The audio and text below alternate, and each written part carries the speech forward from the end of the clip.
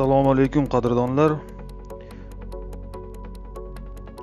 Men bugungi videoyimda Rossiyada yurgan do'stlarimizga, hamyurtlarimizga video rolik olishga qaror qildim. Sababi uydan so'rashuvdi, svarka apparat olib jo'natib yuborgan deb shunga svarka apparat zakaz berdim. O'sha keluvdi, jo'natishdan oldin video rolik qilib kimgadir foydali bo'ladi deb o'yladim.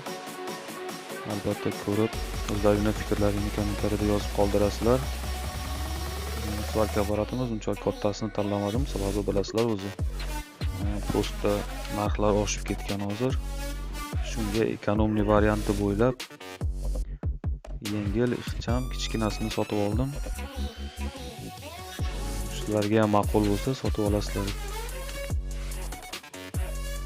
Xo'sh, buni komplektida svarka apparatga nima kerak bo'lsa hamma narsalari bor. O'sha massasiga, kabeli, provodasi, yana meni hayron qoldirgan tarafi nimasi ham bor ekan, kaskasi, albatta uncha qimmat emas, arzon. Plastik kaskasi ham bor ekan. Hozir mana o'sha elektrodni o'sha nimasi, massani держатель, nima bu o'sha apparati, o't provodalari,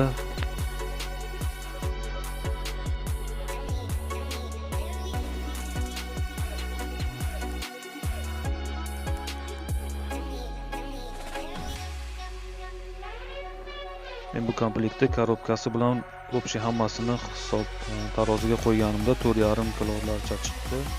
Agar apparatni o'zini jo'nataman desangiz, korobkasiz apparatni o'zi 3,5 kilolarga chiqadi. Mana kaskasi uncha qimmat emas, plastmassa oddiy.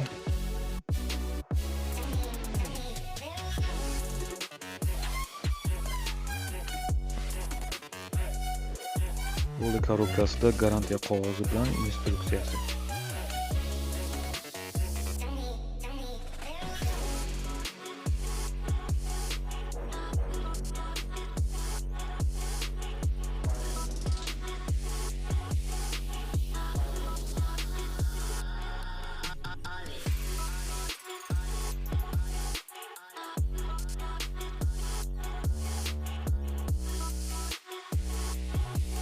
Mana apparatni o'zi ko'rib turganlaringdek unchalik katta apparat emas, kichkina, bemalol ko'tarib yursa hech qanday nima bo'lmaydi. Bu apparatimiz 200 ampergacha, unchalik men tushunmayman, 220 voltda ishlar ekan tushuntirishlari bo'yicha.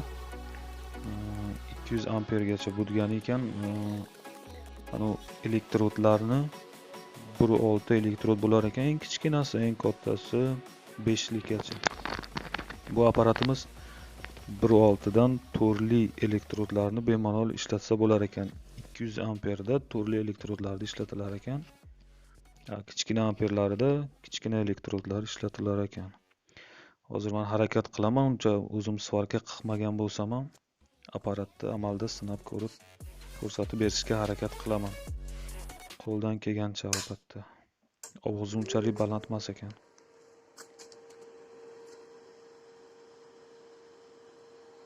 Yoqilganda apparatda ovozi unchalik baland.